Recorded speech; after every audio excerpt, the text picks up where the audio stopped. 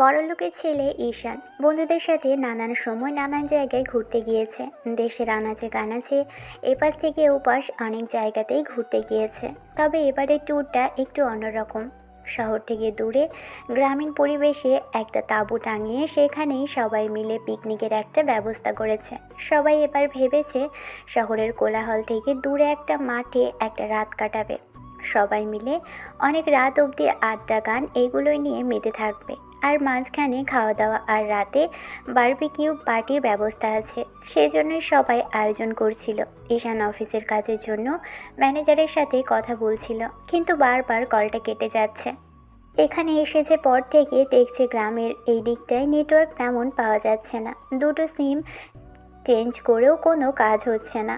আশেপাশে তেমন কোনো লোকালয়ও দেখা যাচ্ছে না। তবে দূরে কিছু বাড়িঘর মাঠ পেরিয়ে দেখা যাচ্ছে। সেখানে একটা তাঁবু পেতে মাঠের মধ্যে ওরা সব ব্যবস্থা করেছে। সবে মাত্র সন্ধ্যা নেমেছে, এরই মাঝখানে এই চারদিক থেকে অন্ধকারে ঘিরে ধরেছে। মনে হচ্ছে আশেপাশে তেমন কোনো মানুষের চিহ্নটা নেই। অবশ্য এই পিকনিকের প্ল্যানটা ছিল ঈশানের বন্ধু শুভর। ও বলেছিল সব জায়গায় ঘোরাফেরা হয়ে গেছে, দেশের আনাচে কানাচে এমন কোনো জায়গা নেই যেখানে ওদের যাওয়া হয়নি। কাজের ফাঁকে ফাঁকে ঈশান বন্ধুদের নিয়ে সেখানেই ঘুরতে গেছে। কিন্তু এবারের প্ল্যানটা একটু অন্যরকম ছিল। এখানে আসার পর থেকে বাসায় যোগাযোগ করা সম্ভব হচ্ছে না। নেটওয়ার্কটা অন আর হচ্ছে না। অনলাইনেও কোনো কথা বলা যাচ্ছে না। এসব বিষয়ে ঈশানের বেশ খানিকটা বিরক্তি লাগছে। তাই ঈশানের বন্ধু মেহেদি ওকে উদ্দেশ্য করে বলতে লাগলো, মেজাজ খারাপ হলে ফোনটা না ভেঙে একটু এগিয়ে যাই সামনের দিকে। ওই বড় রাস্তার উপরে গিয়ে দাঁড়া, ওখানে হয়তো নেটওয়ার্ক পেলেও পেতে পারিস। সেটাই তো, ফাঁকা রাস্তায় গেলে অবশ্য নেটওয়ার্ক পেয়েও যেতে পারিস। ঈশান বন্ধুদের কথা মতো ফোনের ফ্ল্যাশ লাইটটা জ্বালিয়ে দিয়ে এগিয়ে আসতে লাগলো। কিন্তু নেট পাচ্ছে তো ছেড়ে দিচ্ছে। ঈশান পিছনে যে ওদের ফেলে এসেছে সেটাও ভুলে গেছে। ঈশান বারবার আম্মু আর বোনের নাম্বার থেকে কল আসছে, রিসিভ করতে গেলেই কানেক্টিং দেখিয়ে কেটে যাচ্ছে। এবার মেজাজটা সপ্তম আসমানে চড়ে গেল। কিছুটা এগিয়ে আসতেই মনে হলো এবার কিছুটা নেট পেয়েছে, তবে অফলাইনে কল যাচ্ছে না। আর একটু এগিয়ে আসতেই এবার বেশ খানিকটা নেটওয়ার্ক পেল। আম্মু আর বোন ফোন দিয়ে ঝালাফালা করে ফেলছে। 1 মিনিটে ওদের সাথে কথা বলার মতো পরিস্থিতি হয়নি। এবার বেশ খানিকটা দেরি করে কল করলো। ওপাশ থেকে রিসিভ করে আম্মু বেশ খানিকটা উত্তেজিত কণ্ঠে বলতে আরম্ভ করলো, কি হলো? তোমার ফোন এমন বন্ধ দেখাচ্ছে কেন? বারবার করে কল করছি, রিসিভ করছো না, তারপর বারবার করে কলটা কেটে যাচ্ছে। কি এমন ব্যস্ততা তোমার? আম্মু, আর বলো না, এমন একটা জায়গায় এসে থেমেছি যেখানে নেটওয়ার্কও ভালো মতো পাওয়া যাচ্ছে না। আগে যদি জানতাম এরকম কিছু হবে তাহলে কখনোই এখানে আসতাম না। তাহলে আর কি, চলে আসো। এখনও অনেক সময় বাকি আছে, রাত বেশি হয়নি, সবেমাত্র সন্ধানে নেমেছি। এখনই ফিরে আসো। একটা রাতেরই তো ব্যাপার, চলে আসবো কাল দুপুর দুপুর। এসব নিয়ে চিন্তা করো না, আমি ম্যানেজারের সাথে একটু কথা বলে নিই। ওকে এসব বুঝিয়ে দিলেই ও সব ঠিকঠাক করে ফেলবে। এসব ঘোরাফেরা আর এলোমেলো অগোছালোভাবে দৌড়াদৌড়িটা কবে বন্ধ হবে বলো তো? এখনও কি বাচ্চা আছো যে এদিকে ওদিকে বন্ধুদের নিয়ে এসব ঘোরাঘুরি আর রং ঢং করে বেড়াতে হবে? আমি তো আমার কাছে ঠিক মতোই করছি। আম্মু, এত করে বলছো কেন? আর এমন তো না যে আমার জন্য কোনো ক্ষতি হচ্ছে বিজনেসের। আব্বু তো বেশ ভালো করেই দেখেছে যে কাজের প্রতি আমি কত সিরিয়াস। তাছাড়া এটা তো আমার প্রথমবার নয়, এটা আমার অভ্যাস। তুমি যদি জোর করে আমাকে বিয়েও করিয়ে দাও, তারপরও দেখবে এই ঘোরাফেরাটা আমার বন্ধ হবে না। হ্যাঁ, বউকে বাসায় রেখে বন্ধুদের নিয়ে এলোমেলো ঘোরাফেরা করবে, তাতে মেয়েটার ভালো লাগবে? বিয়েটা তো করতে দাও, তারপরে এসব নিয়ে চিন্তা করে যাবে। তাছাড়া আগে মেয়েটা আসুক, তারপরে এসব নিয়ে ভাববো। আর আমি কি বলেছি নাকি যে বউকে রেখে বন্ধুদের সাথে ঘুরবো? এতদিন তো বন্ধুদের সময় দিয়েছি, এরপর না হয় বউয়ের সাথে সময় কাটাবো। আম্মুর সামনে এসব আজে বাজে কথা বলতে লজ্জা লাগে না? অসভ্য ছেলে একটা। তোমার আব্বু বাসায় ফিরুক, তারপর আমি তোমার বিয়ের কথা ঠিকই বলবো, দেখো। এখনই সারের মুখে আমাকে কেন ফেলতে চাইছো? কয়েকটা দিন দেরি করো না কেন, তারপর না হয়। এসব কথা আমি শুনতে চাইছি না। বোন মনে হয় কয়েকবার কল দিয়েছিল। তুমি এক কাজ করো, বোনকে একটু ফোনটা দাও, আমি ওর সাথে কথা বলি। বোন পড়তে বসেছি। তুমি এক কাজ করো, রাতের দিকে না হয় একবার কল করো। আম্মু, নেটওয়ার্ক পাচ্ছে না তেমন। আর তুমি কি না বলছো রাতে কল করব? আমি কত দূর হেঁটে এসেছি জানো? এই এত দূর অবধি এসে শেষে আবার কল করব কি করে? তুমি ওকে বুঝিয়ে বলো, আমি কাল এসে ওর সাথে কথা বলবো। আর বোনের কি দরকার ও যেন আমাকে টেক্সট করে পাঠায়, আমি সেটা নিয়ে চলে আসবো।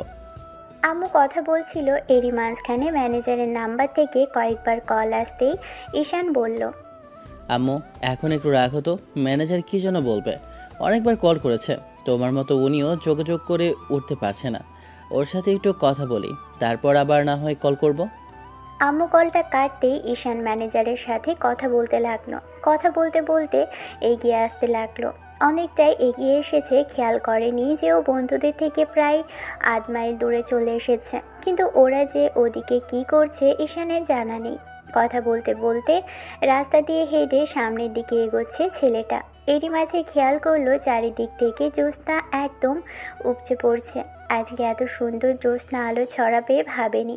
সন্ধ্যা হতেই একদম অন্ধকারে ছেয়ে গিয়েছিল, কিন্তু এখন জ্যোৎস্নার আলোয় মনে হচ্ছে চোখ শুয়ে গেছে। আর তাতেই বোঝা যাচ্ছে যে চারিপাশ থেকে জোনাকি পোকারা এলোমেলো হয়ে উঠছে। তবে সুন্দর লাগছে পরিবেশটা। মাঝে মাঝে বাতাস এসে মনটাকে শীতল করে দিচ্ছে। গ্রামীণ পরিবেশটা কোথায় এরকমই সুন্দর। ঈশান মিনিট ২০ যাবৎ ম্যানেজারের সাথে কথা বলেও কথাটা শেষ করতে পারল না। এরই মাঝে কারো পায়ের শব্দ পেতেই ঈশানের মাথায় ঘুরপাক খেতে লাগলো। সন্ধ্যার পর থেকে এই অঞ্চলে একটা মানুষ পর্যন্ত দেখা যায়নি। এখন আবার কে দৌড়াদৌড়ি করছে? নিশ্চয়ই কোনো কাহিনী আছে। ফোনটা কান থেকে নামাতেই প্রথমে একটা পায়ের শব্দ হলেও কিছুক্ষণের মধ্যে আরও কিছু পায়ের শব্দ হতে লাগলো। দৌড়াদৌড়ির শব্দটা বেশ ভালো করে কানে আসছে। ঈশান ম্যানেজারকে রাখো বলে কলটা কেটে দিল। তারপর আশেপাশে ফোনের ফ্ল্যাশ জ্বালিয়ে তাকাতেই কেউ একজন দৌড়ে আসতে লাগলো সামনের দিক থেকে। কিছু বুঝে ওঠার আগেই ঈশানের উপর যে সে এসে যেন একদম হুমড়ি খেয়ে পড়ল। আর যে এসে গায়ের উপর আছড়ে পড়েছে সে একটা মেয়ে। কারণ গায়ের উপর আছড়ে পড়তেই ঈশান বুঝতে পারল। কিন্তু যতক্ষণে টাল সামলে উঠল ততক্ষণে মেয়েটা একদম ওর বুকের সাথে মিশে গেছে। আর মেয়েটা নিজেকে সামলে নিতে ওকে ধরে ফেলেছে। মেয়েটা জোরে জোরে নিঃশ্বাস নিচ্ছে, যার জন্য কথাও বলতে পারছে না। ঈশান মেয়েটাকে ছাড়িয়ে নিল, তারপর বলতে লাগলো, এই কে আপনি? এত রাতে এখানে কি করছেন? আর এরকম দৌড়াচ্ছিলেন কেন? ওরা ওরা আমাকে মেরে ফেলবে, প্লিজ আমাকে বাঁচান, আমাকে রেখে যাবেন না দয়া করে। বুঝতে পারছি কিছু একটা হয়েছে, কিন্তু কারা আর কে আপনাকে মারতে চায়? কি হয়েছে সেটা তো বলবেন। এরকম হাঁপাচ্ছেন কেন? কি হয়েছে আমাকে বলুন। মেয়েটা কান্না করে ফেললো আর হাঁপাতে হাঁপাতে কিছু একটা বলার চেষ্টা করলে ঈশান তাকে সময় দেওয়ার চেষ্টা করলো। কিন্তু কয়েক সেকেন্ডের মধ্যেই কতগুলো ছেলে এসে ওদের সামনে দাঁড়ালো। তাতেই মেয়েটা ভয়ে একদম জড়সড় হয়ে গেল। ঈশান কিছু বলবে মেয়েটা তার আগে আবারও মেয়েটা ঝড়ের গতিতে ওর বুকে আছড়ে পড়ল। শক্ত করে ঈশানকে দু হাতে জড়িয়ে ধরে ফুঁপিয়ে কেঁদে উঠল। ঈশান বুঝতে পারল না ঘটনাটা কি হয়েছে। মেয়েটার মুখ দেখার মতো সৌভাগ্য হয়নি। ভালো করে এলোমেলো চুলগুলো দিয়ে মুখটা অনেকটাই আড়াল করে রেখেছিল। কিন্তু যখনই কিছু বুঝে উঠবে তার আগেই এতগুলো ছেলে এসে দাঁড়ালো। ঈশান কিছু বলার আগেই ছেলেগুলোর মধ্যে থেকে একজন বলতে লাগলো, এই তো পেয়েছি। হারামজাদি, কোথায় যাচ্ছিলি পালিয়ে? এই নিয়ে চলোকে, অনেক দূর দূর ঘুরিয়েছে, আজকে তো তোর হচ্ছে। শালি, তোর কত বড় সাহস আমার গায়ে হাত তুলিস? বস তোকে নিয়ে যেতে বলেছে আর তুই কিনা আমাদের দৌড় করিয়েছিস। ঈশান বুঝতে পারল এরা হয়তো মেয়েটাকে চেনে কিংবা অনেক আগে কিছু করছে। তাই মেয়েটার দিকে তাকানোর চেষ্টা করলো, কিন্তু মেয়েটা ওকে ছাড়লো না, উল্টো ওকে জড়িয়ে ধরে কেঁদেই যাচ্ছে। প্লিজ আমাকে বাঁচান, ওরা আমাকে মেরে ফেলবে। আপনি না থাকলে ওরা আমাকে সত্যিই মেরে ফেলবে, আমার সর্বনাশ করে ফেলবে, আমাকে রেখে যাবেন না কোথাও। এই তুই ওকে কি বাঁচাতে বলছিস রে? তুই দেখেছিস আমরা কতগুলো এসেছি, এতগুলো ছেলের সাথে ও পেরে উঠবে? এই যে খোকা, ওকে আমার হাতে তুলে দিয়ে তুই এখান থেকে ফোর্ট। ঈশান কোনো কথা বলল না, ওদের অবস্থা দেখার চেষ্টা করলো। ছেলেগুলোকে দেখে নেশাখোর মনে হচ্ছে, তবে ওদের আকার ইঙ্গিকার অঙ্গভঙ্গি ভালো না। দেখে মনে হচ্ছে বাজে ছেলে। ওদের কাজই হচ্ছে মেয়েদের সাথে উল্টাপাল্টা করা আর এদের সাথে জোর জবরদস্তি করা। এবার ঈশান কিছু বলছে না দেখে মেয়েটা বলতে লাগলো, প্লিজ আমাকে বাঁচান, আমাকে এখানে রাখে যাবেন না। আপনি আমাকে এখান থেকে নিয়ে চলুন। আমি কথা দিচ্ছি আমি আপনাকে কোনো ঝামেলায় ফেলবো না। আমি আপনাকে সবটা খুলে বলবো। আমি কোনো চোর ডাকাত নই। ওরা আমাকে তুলে নিয়ে যাওয়ার চেষ্টা করছিল, ওদের সাথে যেতে চাইনি বলে ওরা জোর করছিল। তখনই ওই ছেলেটা আমাকে জোর করলে আমি ওকে থাপ্পড় মেরেছি, আর তারপরে ওরা আমাকে ধাওয়া করেছে। দয়া করে আপনি আমাকে এখান থেকে নিয়ে চলুন। এজন্য মামানি সেই তখন থেকে দেখছি তোমার হিরোকে অনেক নালিশ করেছো। এবার চলো আমাদের সাথে। এই মালটাকে নিয়ে আয় তো। মেয়েটার কথাতে দ্বিতীয় ছেলেটা এগিয়ে এসে যখনই মেয়েটার গায়ে হাত দিতে যাবে সাথে সাথেই ঈশানোর হাতটা ধরে ফেললো। তারপর ছেলেটার হাতটা মুচড়ে ধরে একদম ঘুরিয়ে ফেললো। সাথে সাথেই ছেলেটা ব্যথায় কুকিয়ে উঠতেই মেয়েটা অবাক হলো ওর এরকম কর্মকাণ্ডে, কারণ ছেলেগুলো চুপচাপ করে আছে দেখে এবার মেয়েটা আস্তে আস্তে ঈশানের বুক থেকে মুখ তুলল। বুঝতে পারলো ঈশান কিছু একটা ধরে রেখেছে। ঈশান মেয়েটাকে জোর করে ছাড়িয়ে নিল। তারপর মেয়েটাকে নিজের পিছনে টেনে এনে দাঁড় করিয়ে ওকে প্রোটেক্ট করে দাঁড়িয়ে বলতে আরম্ভ করলো, সেই তখন থেকে দেখছি ফুলবাল আর উল্টাপাল্টা বকে যাচ্ছিস। তোরা কি ভেবেছিস শহরের খোকা বলে তোদের সাথে পেরিয়ে উঠবো না? তোদের মতো শেয়াল কুকুর সোজা করা আমার বাঁ হাতের কাজ, আর এগুলো আমি প্রায়ই করে থাকি। তবে আজকে মনে হচ্ছে একটু এক্সট্রা খাটনি কাটতে হবে। বেশ ভালোই ফটর ফটর করছিস। এখন ওকে আমাদের হাতে দিয়ে এখান থেকে চলে যা, আর যদি না যাস তাহলে আমাদের সাথে তুইও এনজয় করতে পারিস। কথাটা বলার সাথে সাথেই ঈশান ছেলেটার হাত ছেড়ে দিয়ে ওই ছেলেটার মুখ বরাবর একটা ঘুষি বসিয়ে দিল। ছেলেটা মুখ থুবড়ে পড়ে যেতেই এবার বাকি ছেলেগুলো এগিয়ে আসলো। ঈশান বুঝতে পারলো এদের সাথে একা পেরে ওঠা যাবে না, তাই আর কি মেয়েটার দিকে তাকিয়ে ওর হাত ধরে বলতে আরম্ভ করলো। দৌড়ান। মেয়েটাও আর এক মুহূর্ত দেরি করেনি, ঈশানের কথাতে দৌড় লাগালো। রাস্তা দিয়ে মিনিট 5 দৌড়ানোর পর মনে হতে লাগলো রাস্তা দিয়ে দৌড়ে পারা যাবে না। তারপর দুজনেই রাস্তা থেকে নেমে মাঠমুখী হয়ে দৌড়তে লাগলো।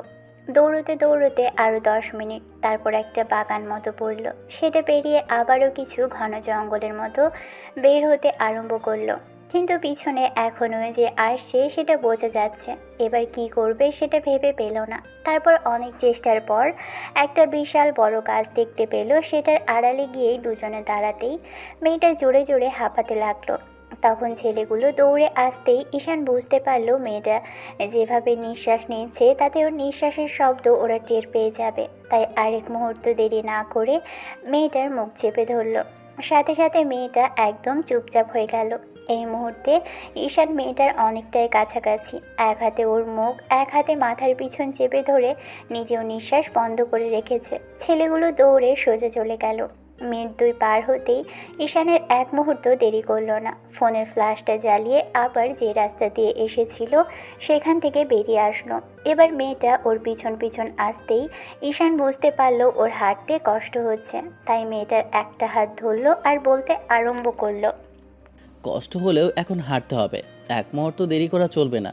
ওরা যে কোনো সময় আবার এখান দিয়েই ফিরতে পারে। মেয়েটার মুখ এখনও দেখার সৌভাগ্য হয়নি ঈশানের। তবে ঈশান ওর হাত ধরে তাড়াহুড়ো করে হাঁটছে। মিনিট 15 হাঁটার পর তারপর একটা রাস্তায় উঠে আসলো, কিন্তু রাস্তাটাও বেশি দূরে যেতে পারলো না। তারপরই শেষ হয়ে গেল। মাটির কাঁচা রাস্তা দিয়ে হাঁটতে হবে। দুজন আবার সেই বাগান মতো একটা জায়গা দিয়ে হাঁটতে লাগলো। শহরের বাইরে এরকম গ্রামও থাকতে পারে ঈশানের জানা ছিল না। মেয়েটার হাঁটতে কষ্ট হচ্ছে দেখে একটা জায়গায় ধপ করে বসে পড়ল। ওই চুলগুলো মুখের উপর এসে পড়তেই ঈশান বলতে আরম্ভ করলো, কি হলো বলুন তো? আমি হাঁটতে পারছি না, বা খুব ব্যথা করছে, প্লিজ একটু দাঁড়ান। এখন এখানে দাঁড়ানোর সময় নয়, আপনার জন্যই এরকম একটা জায়গায় আসতে হয়েছে, নাহলে কি বা এই ভোতরের জায়গায় আসবে? মেয়েটা এবার ফ্যাচ ফ্যাচ করে কেঁদে ফেলল। তখন ঈশান একটা ধমক দিয়ে বলল, চুপ, একদম চুপ, কোনো কথা নয়। কান্নাকাটি করলেই কি সমস্যার সমাধান হয়ে যাবে বলুন তো? আমার জন্য সবাইকে বিপদে পড়তে হয়, শিশু অচেনা একটা মেয়ের জন্য আপনিও বিপদে পড়ে গেলেন। আমি আসলেই একটা অপয়া। কী সব বাজে বাজে কথা, আর একটু হাঁটুন না। তারপরেই মনে হয় আমরা লোকালয়ে পৌঁছে যাব। মেয়েটা উঠে দাঁড়ালো। তারপর ঈশান আবারও মেয়েটার হাত ধরে টানতে লাগলো। মেয়েটা ওর দিকে ফ্যাল ফ্যাল করে তাকিয়ে আছে। নিজের দিকে তাকিয়ে না হাঁটার ফলে যেটা হলো সেটা খুবই বাজে হলো, কারণ হঠাৎ করে মেয়েটা আর্তনাদ করে উঠল। সাথে সাথে পায়ে ঈশানের হাতটা ছাড়িয়ে নিয়ে পায়ে হাত দিয়ে বসে পড়ল। ঈশান মেয়েটার দিকে ফিরতেই খেয়াল করলো ওর পাটা কেটে গেছে। একে তো পায়ের ব্যথায় হাঁটতে পারছে না, তার উপর পাটা কেটে এমনভাবে রক্ত পড়ছে। ঈশান তাড়াহুড়ো করে মেয়েটার কাছে আসলো। তারপর এসে ওর পায়ের কাছে বসে ফোনটা মুখে রেখে দুই মুখ দিয়ে চেপে ধরে পকেট থেকে একটা রুমাল বের করলো। তাড়াহুড়ো করে পাটা বেঁধে দিল। আর এবার বেশ খানিকটা বিরক্তি লাগছে, তারপরও কিছুই বলল না। এবার কি করবে সেটাই ভেবে পেল না। মেয়েটা হাঁটতেও পারছে না, এই অবস্থাতে কি করবে বুঝে উঠতে পারছে না। এদিকে মেয়েটা ফ্যাচ ফ্যাচ করে কেঁদেই চলেছে। ঈশান আর কোনো উপায় না পেয়ে হঠাৎই মেয়েটাকে পাজা কোলা করে তুলে নিল। অবাক হলো মেয়েটা, অবাকের সপ্তম পর্যায়ে পৌঁছলো। তারপর ঈশান ওকে কোলে নিয়েই হাঁটতে লাগলো। মেয়েটা গলা জড়িয়ে ধরছে না দেখেই ঈশান বলতে লাগলো, চুপচাপ গলা জড়িয়ে ধরে রাখুন। এত কান্নাকাটি করতে পারেন কি করে আপনারা? মিনিট 20 এমন করে হাঁটতে হলো। জঙ্গল বাগান অনেক দূর পেরোতে হলো। তারপর অনেকটা রাস্তা হেঁটে আসতেই এরই মাঝখানে ফোনটা বাজতে লাগলো। মনে হতে লাগলো যে বন্ধুরা হয়তো কল করেছে। কি করবে বুঝে উঠতে পারলো না। তারপরও ফোনটা রিসিভ করার মতো অবস্থাতে নেই। মেয়েটার গলা জড়িয়ে ধরে রেখেছে, হাতে দফা রফা হয়ে গেছে ঈশানের। এখন একে নামাবে কোথায়? একটু বাদেই একটা রাস্তা মতো উঠে গেছে দেখলো। তারপর খানিকটা এগিয়ে যেতেই যেন ঘটলো বিপত্তি। আর যেটা ঘটলো সেটার জন্য কেউই প্রস্তুত ছিল না। কিন্তু লোকের কথার শব্দ হলো, আর তাতেই ঈশান দীর্ঘ নিঃশ্বাস ফেলে মেয়েটাকে উদ্দেশ্য করে বলতে লাগলো, ওই দেখুন কিছু লোক আসে, ওদের সাহায্য চাইলে ঠিক আমরা রাস্তা পেয়ে যাব। মেয়েটা ঈশানকে কিছু বলার আগেই নিজেই কিছু বলার আগেই ওদের মুখের উপর এসে লাইট পড়ল। টর্চ লাইটের আলোতে দুজনকে এমন অবস্থায় দেখে রাস্তায় থাকা 2-3 জন লোক একদম হতভম্ব হয়ে গেল। কিছুক্ষণ দাঁড়িয়ে থাকতেই ঈশান উঠে এসে ওদের সামনে দাঁড়াতেই একটা লোক বলতে লাগলো, এই কেঁদে তোরা এত রাতে এই জঙ্গলের মধ্যে কি করছিস? হ্যাঁ, আসলে আমাদের কিছু ছেলে পেলে তাড়া করেছিল, তারপরেই ওনাকে নিয়ে আসতে গিয়ে। আমাদের দেখে বোকা মনে হয়? এত রাতে এই জঙ্গলে একটা মেয়ে মানুষের সাথে কী সব অকাজ কুকাজ করছিলি, এখন বাঁচার জন্য এইসব আবল তাবল বলছিস? ওই কী ভেবেছে সেগুলো বলে পার পেয়ে যাবে? সেটাই তো দেখে তো মনে হচ্ছে শহর থেকে এসেছো। এসব এসব ফোনটি নষ্ট করার জন্য আমাদের গ্রামে ঢুকেছিস। এই ধর এদেরকে, একদম পালাতে দিবি না। পালানোর চেষ্টা করলে একদম কিন্তু লোকজন জড়ো করবো, একদম বেকর বাই করবি না বলে দিচ্ছি। কি মুশকিল, বললাম তো আমাদের ঝামেলায় পড়তে হয়েছিল। কিছু ছেলে ওনাকে তাড়া করেছিল, আমি তো ওনাকে চিনিও না, তাহলে ওকে। এখানে সত্যিটা ধরা পড়ে গেছে, এই জন্য মেয়েটাকে না চেনার ভান করছে। আমরা খুব ভালো করে বুঝতে পারছি তোমাদের মতো বদমাইশের মতলব আমরা খুব ভালো করে চেনা আছে। এই ধর দুজনে, আর ওই লোকটাকে কোল থেকে নামা। এখানে প্রেমলীলা চালানো হচ্ছে, পোস্টানষ্টি করে আবার মেয়েটাকে খতম করে এখানে রেখে যাবি। আর কাল এসব জানাজানি হলে খুনিকে খুঁজে পাওয়া যাবে না। তুই কি ভেবেছিস আমরা কিছু জানি না আজকালকার দিনের ছেলেপেলেদের? এই ধর বেটাকে। আপনারা ভুল বুঝছেন, আসলে আমি ওনাকে চিনি না। চেনো না? তাহলে ওর সাথে কি করে ফষ্টি নষ্টি করতে এসেছ? রাত বিরেতে একটা পরপুরুষের সাথে এরকম করে ঘুরে বেড়ানো হচ্ছে জঙ্গলে, আর বলছিস চেনো না? তোমাদের মতলব আমাদের খুব ভালো করেই জানা আছে। ওই ওদের মাতাব্বরের কাছে নিয়ে চল, ওদের বিচার হবে। একদম ছাড়বি না। আমাদের গ্রামে এসে সব আজে বাজে আকাশ কুকাশ করা একদম কোনো ছাড় হবে না। কি আজব পাবলিক আপনারা, আমি ওকে চিনিও না। একটা বিপদের হাত থেকে ওনাকে বাঁচালাম, আর আপনি কি না? চিনবে, খুব শীঘ্রই চিনে যাবে। মাতব্বরের কাছে নিলে তারপর দেখবে ঠিকই চিনে যাচ্ছে। মেয়েটা এবার ভয়ে কান্না করে ফেলল। ঈশান মেয়েটার দিকে তাকাতেই ওদের মধ্যে থেকে একটা লোক মেয়েটার হাত ধরে বলতে লাগলো, এই মেয়ে এখন কেঁদে কোনো কাজ হবে না। কি ভেবেছিলি গ্রামের মধ্যে এসব আজেবাজে কাজ করবি? আমরা কেউ টের পাবো না। একে বলে ধর্মের কল বাতাসের নড়ে। চল আমাদের সাথে। ওকে টানাটানি করবেন না, ওর পা কেটে গেছে। লোকটা রাগী চোখে তাকালো। ঈশান কোনো কথা বলল না, মেয়েটাকে লোকগুলো টানতে টানতে নিয়ে যেতে লাগলো। এখনো অবধি যার নামটা পর্যন্ত জানে না, তার সাথে কিনা আজে বাজে কাজ করার জন্য এসেছে। লোকটার এরকম কর্মকাণ্ডে ঈশান অবাক হলো। গ্রামের মানুষগুলো চিন্তাভাবনা যে এতটা বাজে ঈশান ভাবতেও পারেনি। শহরে এগুলো স্বাভাবিক। মেয়েটা এগুলোই হয়তো বলতে চাচ্ছিল যেন ভুলেও ওদের কাছে না যায়, আর তাই হলো। ঈশান ওর কোনো কথাই শুনল না। তার আগে এই লোকগুলোর কাছে আসতে এত বড় একটা বিপদে পড়তে হলো ওদেরকে। জোর করে একটা বড় বাড়ির সামনে আনা হলো। তারপর সেখানে দুজনকে রাতে থাকতে দেওয়া হলো। একটা ঘরের মধ্যে দুজনকে আটকে রাখা হলো। মেয়েটা সারা রাত কেঁদেছে। ঈশান অনেকক্ষণ যাবৎ মেয়েটাকে বোঝানোর চেষ্টা করেছে, তবে মুখটা দেখতে পারেনি। অন্ধকার রুমের মধ্যে কিছুই বোঝা যাচ্ছিল না। ধমক দিতেই মেয়েটা কান্না করা বন্ধ করে দিয়েছে। তারপর সকালে যখন মেয়েটার মুখটা দেখলো তখন মনে হচ্ছিল সামনে একটা ফুটফুটে পরি শুয়ে আছে। কারণ ওর ধমকে যখন মেয়েটার কান্না থেমে গিয়েছিল, ওদের একটা চৌকিতে বসতে দেওয়া হয়েছিল। সেটাতেই ঘুমিয়ে পড়েছিল দুজনেই। সকাল 8টার দিকে ঈশানের ঘুম ভাঙল ফোনের শব্দে। ভুলে গিয়েছিল যে কাউকে ফোন করা দরকার। এত রাতে এসে হইচইয়ের মধ্যে থেকে কিছু বলতেও পারেনি। নেটওয়ার্কও পাচ্ছিল না, এমন একটা বিপদে পড়েছে। এরই মাঝখানে ঈশান ফোন রিসিভ করতেই ওপাশ থেকে ওর বন্ধুরা বলতে লাগলো, কিরে সারা রাত ধরে তোরে ফোন করে যাচ্ছি, কি হয়েছে? তোর আর ফোনটাও বারবার বন্ধ দেখাচ্ছে। এতই কি ব্যস্ত আছিস যার জন্য কাজে এসেছি, সেটা না করে কোথায় চলে গেলি তুই? ঈশানের বন্ধুদের সব বলল। সব শোনার পর ওরা বেশ খানিকটা অবাক হলো। আবার ঈশানের ওই বন্ধু সবাইকে সবটা বলল। তখন ঈশান শেষে শুধু বলল, জানি না আমি কোথায় আছি, তবে লোকেশন ট্র্যাক করে চলে আয় এখানে। বেশি দেরি করে আসলেও সমস্যা হয়ে যাবে। এই মেয়েটার সাথে ধরে বেঁধে আমাকে বিয়ে দিয়ে দিবে। ঈশান কথা শেষ করতে পারল না, তার আগেই রুমের দরজা খোলার শব্দ হলো। তখন ভিতরে আগের রাতে সেই লোক দুটো এসে একজন হাত থেকে ফোনটা কেড়ে নিয়ে বলতে লাগলো, এই কি করছিস রে তুই? কাকে ফোন করছিস? একদম চালাকি করবি না। তুই কি ভেবেছিস আমাদের হাত থেকে পার পেয়ে যাবি? ভুলেও এসব করার চেষ্টা করলে পার পাবি না, বলে রাখছি। কোনো কথা বলতে পারল না। ওদের হইচই এবার মেয়েটার ঘুম ভেঙে গেল। সাথে সাথেই মেয়েটা উঠে বসলো। ঘরের মধ্যে লোকজন দেখে বেশ খানিকটা ভয় পেয়ে গেল। মেয়েটা তাড়াহুড়ো করে ওড়নাটা ঠিক করে নিল, মাথায় ওড়না দিয়ে বসে রইল। ঈশানও ওর থেকে কিছুটা দূরে বসে আছে। এরই মাঝে রাত থেকে এক ফোঁটা পানি অবধি পেটে পড়েনি। ঈশানেরও যে খুব খিদে পেয়েছে, আর মেয়েটা যে কখন থেকে না খেয়ে আছে জানে না। তবে এই মুহূর্তে নিজের কথাটাই ভাবছে। কি একটা বিপদে পড়ে গেল। একে বাঁচাতে এসে শেষে নিজেই কিনা এমন একটা বিপদে ভাবতেও পারেনি। একটা মেয়েকে হেল্প করতে এসে শেষে নিজেই এত বড় একটা বিপদে পড়বে। ঈশান চুপ করে রইল। মেয়েটা এখনও বারবার ফুপিয়ে ফুপিয়ে উঠছে। তখন ঈশান একটা ধমক দিয়ে বলতে আরম্ভ করলো, চুপ, একদম চুপ। আপনার জন্য বিপদে আমি পড়েছি। আমি কোনো কান্নাকাটি করছি না, সেখানে সেই কালকে থেকে দেখছি কেঁদেই যাচ্ছেন। কি হয়েছে কি? চুপ থাকুন তো, দেখি কি করা যায়।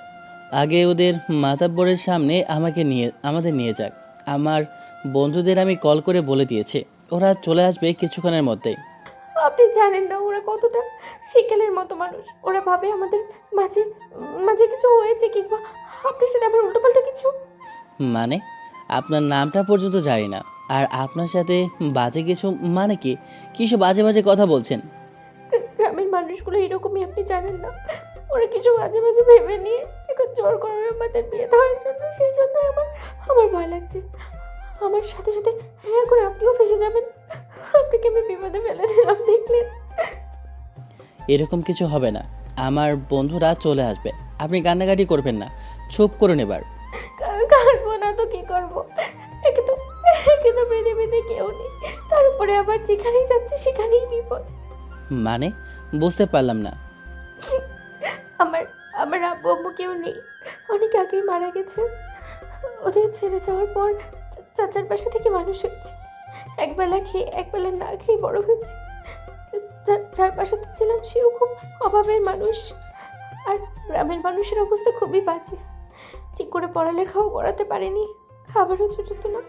সেখানে পড়ালেখাটা কি করে জুটবে?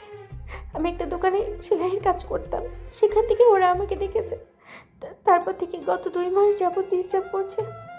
তারপর তারপর 2 দিন আগে চেয়ারম্যানের ছেলে আমাকে বাজেভাবে জোয়ার চেষ্টা করলে আমি ওকে সবার সামনে থাপ্পড় মেরেছিলাম। ভয় হচ্ছিল খুব, তারপর ও কাজের জন্য যেতে হতো। আর কালকে একটু সন্ধ্যা হয়ে আসাতে যখন ফিরছিলাম, ওর লোকগুলো আমাকে এমন করে তাড়া করে।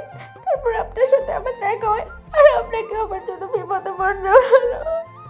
মেয়েটা এতিম, এত কষ্ট করে বড় হয়েছে আর একা একা বড় হয়েছে সেটা শোনার পরেই ঈশান চুপচাপ মেয়েটার মুখের দিকে তাকিয়ে রইল। তারপর একটা সময় দীর্ঘশ্বাস ফেলে বলতে লাগলো, কাঁদবেন না, চুপ করুন, আর দেখুন যা হয় ওপরওয়ালার তরফ থেকেই হয়। এখন যদি জোর করে ওরা আমার সাথে আপনার বিয়ে দিয়ে দেয়? ওপরওয়ালা যা ভেবেছে সেটাই হবে, যদি তাই হয় তাহলে সেটাই হবে, এত চিন্তা কিসের? আপনি চেনেন না, জানেন না আমি একটা বাজে মেয়ে কিনে, সেটাও জানেন না। আপনি আমাকে কেনই বা বিয়ে করবেন? গ্রামের একটা গরিব মেয়েকে আপনার মতো বড়লোক ঘরের ছেলে কেন বিয়ে করবে? আরে বাবা, সেটা যদি কপালে থাকে তাহলে হবে। তাছাড়া আপনি কি করে বুঝলেন আমি বড়লোকের ছেলে? আর বাজে মেয়ে নিজেকে কেন বলছেন? যে এত কষ্টের মধ্যে থেকে বড় হয়েছে সে বাজে মেয়ে হতে পারে না। আপনি চুপ করুন তো। কিন্তু আপনি তো আমাকে চেনেন না, নামটা পর্যন্ত জানেন না, কাল তো ভালো করে দেখেননি। আর আজকে উফ, আপনাকে যে কি করে বোঝাই, চুপ করুন না। এরই মাঝে আবারও দরজা খোলার শব্দ হতেই একটা মেয়ে আসলো। আরেকটা ছেলে এসে ওদের দুজনকে ধরে একটা উঠানের মতো জায়গায় আনলো। দুজনেই খেয়াল করলো অর্ধ শতাধিক লোকের সেখানে সমাগম চলছে। আর এত লোকের মাঝখানে ঈশান এসে বেশ খানিকটা অস্বস্তি বোধ করলো, কারণ এতগুলো লোকের মাঝে সবাই হাঁ করে ওদের দিকেই তাকিয়ে আছে। মেয়েটা মাথায় ওড়না দিয়ে এসেছে, তবে খোঁড়াতে খোঁড়াতে পাটা যে বেশ ভালোভাবে কেটেছে। এখানে পায়ের রুমালটা বাঁধা। ঈশান কিছু বলার আগে এবার মাতব্বর টাইপের একটা লোক বলতে লাগলো, এই রহিম, কি হয়েছিল বলতো? আর এদিকে কোথা থেকে ধরে এনেছিস? কাল রাতেই খবর পেলাম যে তোরা নাকি কাউকে ধরেছিস। এই এলাকায় এসে আজে বাজে কাজ করছিল। রাতে আসেনি, তাই ভাবলাম সকাল সকাল বিচার সালিশটা করে কাজে বেরোবো। এখন বলো কি হয়েছে? এবার কালকে সেই 3টা লোক এসে সব ঘটনা বলল। সব শোনার পর মাতব্বর ওদের দিকে তাকালে এবার ঈশান বলতে লাগলো, আঙ্কেল, আমারও তো কিছু বলার থাকতে পারে। তাছাড়া ওনারা আমাদের সন্দেহের বশে ধরে এনেছে। এই মেয়েটাকে তো আমি চিনিও না, হঠাৎ করেই আমার সামনে এসে পড়লো বাঁচানোর জন্য। বলতেই আমি ওকে বাঁচাতে গিয়েছিলাম, কিন্তু যে ছেলেগুলোকে ধাওয়া করলো ওদের সাথে পেরে উঠবো না বলেই দৌড়ে পালানোর চেষ্টা করি। আর তারপরেই থাক, আর বলতে হবে না। তোমাদের শহরের ছেলেদের আমার খুব ভালো করে চেনা আছে। আমি জানি তুমি এখন কী সব বাজে বাজে কথা আর কী সব নাটক বানাবে। এসব সিনেমার নাটক অন্য কোথাও গিয়ে করো। এসব অনেকেই বলে, যারা ধরা খায় তারা এরকম করেই বেঁচে যাওয়ার চেষ্টা করে। এসব আমার সামনে বলে কোনো কাজ হবে না।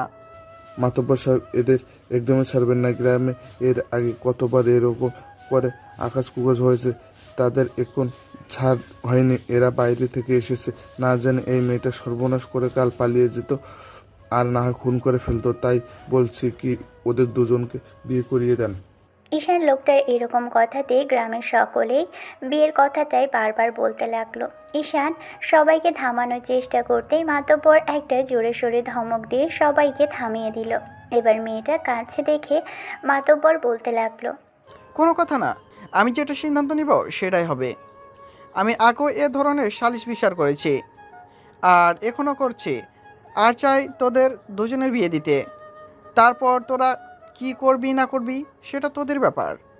আর তোদের বাসায় আমি ফোন করে সবাই বলবো, এই কে আছিস, এখনই কাজী ডাক। এই মুহূর্তে দুজনের বিয়ে হবে।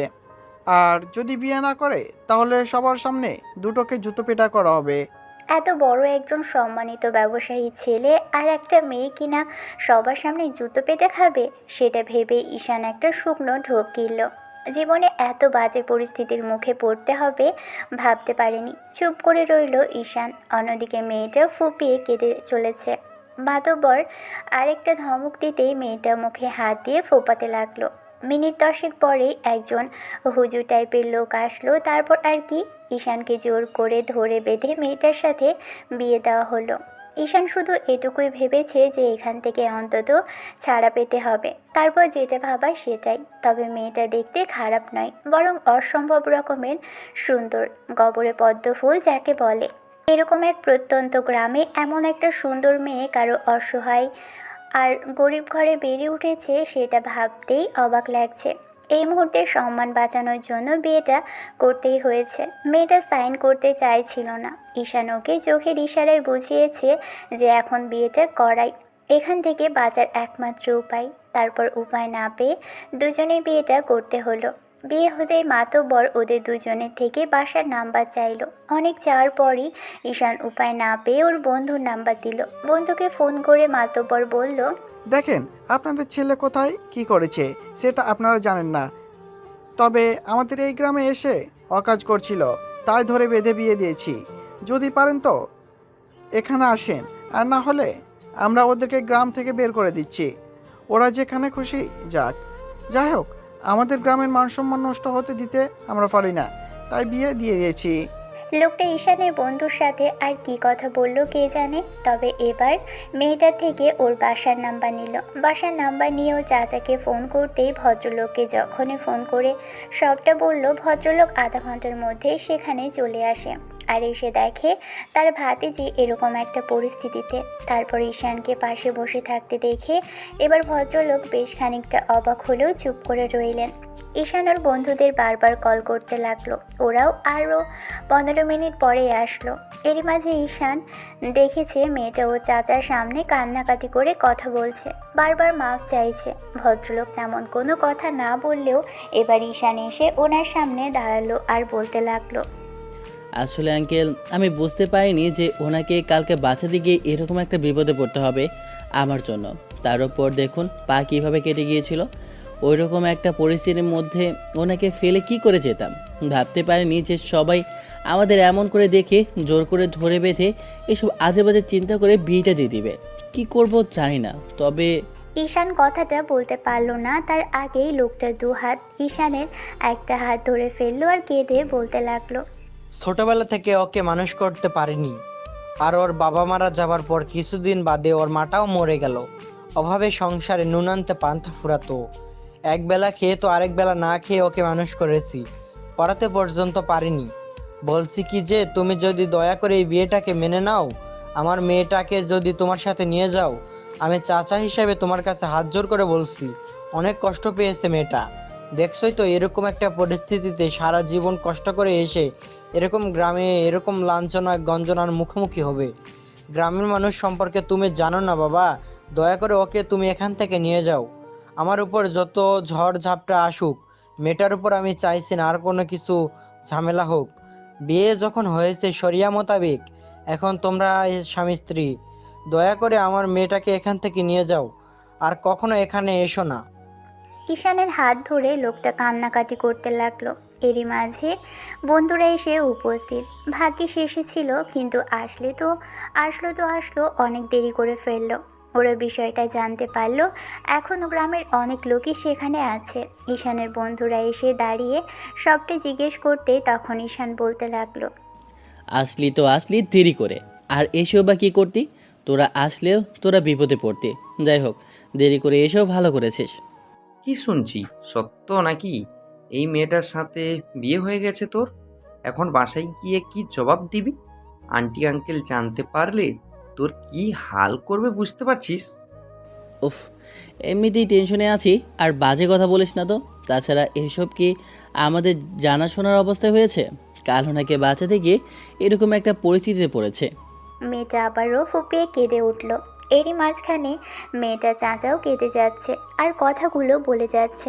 ঈশান ওনাকে আশ্বস্ত করলো, কাঁধের উপর হাত রেখে বলতে লাগলো, আঙ্কেল, আপনি কান্নাকাটি করবেন না। আমি কথা দিয়েছি আপনার মেয়েকে আমি দেখে রাখবো। আপনি নিশ্চিন্তে থাকতে পারেন।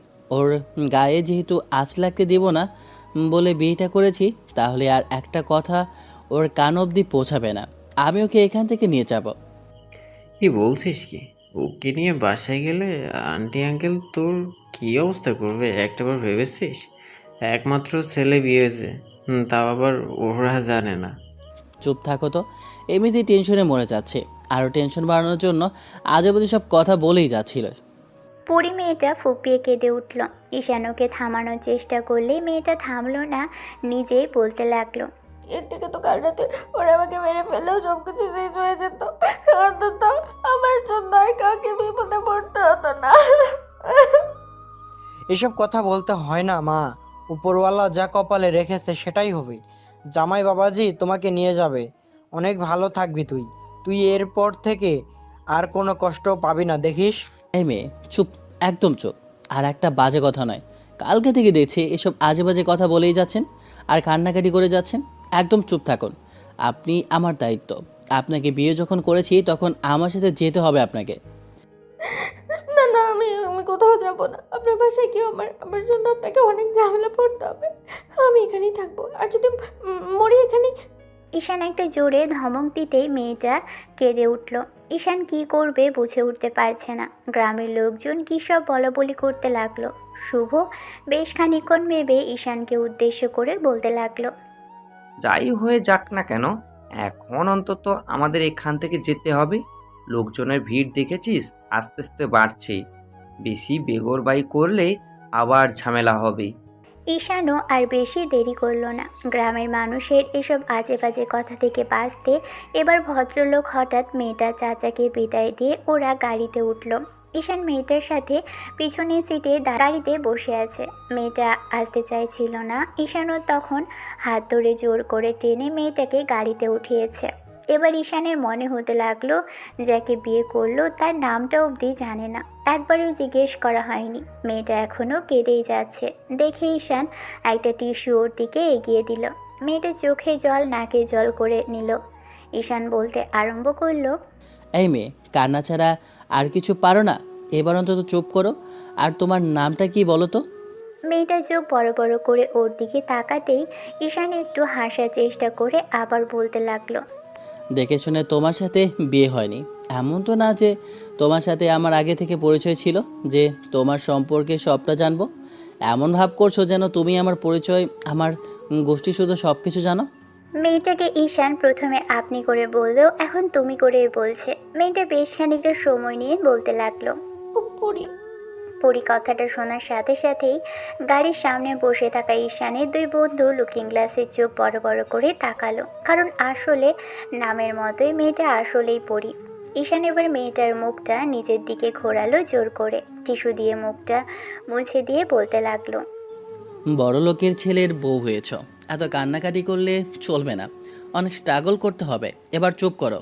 ওরা ঘন্টা দুই গাড়ি চালিয়ে তারপর শহরের মধ্যে প্রবেশ করতে ঈশানের মনে হলো মেয়েটার পাটা কেটে গেছে অনেকখানি। কাল রাতে এমন একটা পরিস্থিতির মধ্যে পড়াই সেটা ভুলে গিয়েছিল। পাটা ব্যান্ডেজ করা দরকার। তাই ওর বন্ধুকে উদ্দেশ্য করে বলল। একটা হসপিটালে চল, ওর পা কেটে গেছে কাল রাতে, অনেকখানি কেটেছে, ব্যান্ডেজ না করলে প্রবলেম হবে। মেয়েটা কিছু বলতে যাবে তার আগেই ঈশান রাগী চোখে তাকালে ও মাথা নিচু করে ফেলল। ওরা আরও মিনিট পাঁচেক পর একটা হসপিটালের সামনে আসতেই ঈশান হাত বাড়িয়ে দিল মেয়েটার দিকে। পরি আসার চেষ্টা করলো, তবে পায়ে ব্যথা পেল।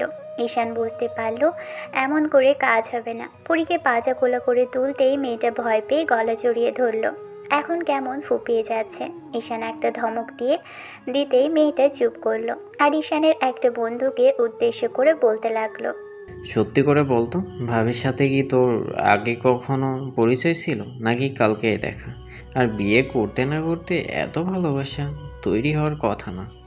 ঈশানের বন্ধুদের কথায় পরি লজ্জা পেল। ঈশান ওদের দিকে রাগী চোখে তাকালে ওরা ফিক করে হেসে দিল। ঈশান মেয়েটাকে নিয়ে একদম হসপিটালে একটা ডক্টরের চেম্বারের সামনে আসতেই ওর একটা বন্ধু গিয়ে ডক্টরের সাথে কথা বলে ওদের একটা কেবিনে গিয়ে বসতে বলল। মিনিট 15 বসে থাকার পর ডক্টর এসে পাটা দেখে একটা ইঞ্জেকশন পুশ করলো। তারপর ব্যান্ডেজ করে কিছু মেডিসিন লিখে দিল। ঈশান ওর একটা বন্ধুকে ইশারা করতেই সে গিয়ে মেডিসিন নিয়ে আসলো। ঈশান আবার মেয়েটাকে কোলে তুলল, তারপর নিচে এসে গাড়িতে বসিয়ে দিয়ে একটু বাদে ওরা বাসার উদ্দেশ্যে রওনা দিল। আরও মিনিট 10 পরেই বিলাসবহুল এক বাড়ির সামনে এসে গাড়িটা থামতেই ঈশান পরীকে উদ্দেশ্য করে বলতে লাগলো। পরি নামো, তোমার শ্বশুরবাড়ি চলে এসেছো।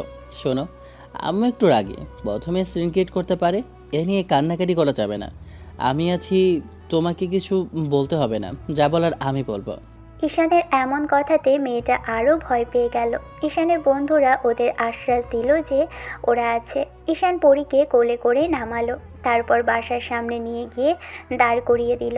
আম্মুর সামনে এই অবস্থাতে কোলে করে রাখলে হয়তো লজ্জায় পড়তে পারে। বাসার কলিং বেল দিতেই কিছুক্ষণ বাদে কাজের লোক এসে দরজা খুলে দিল।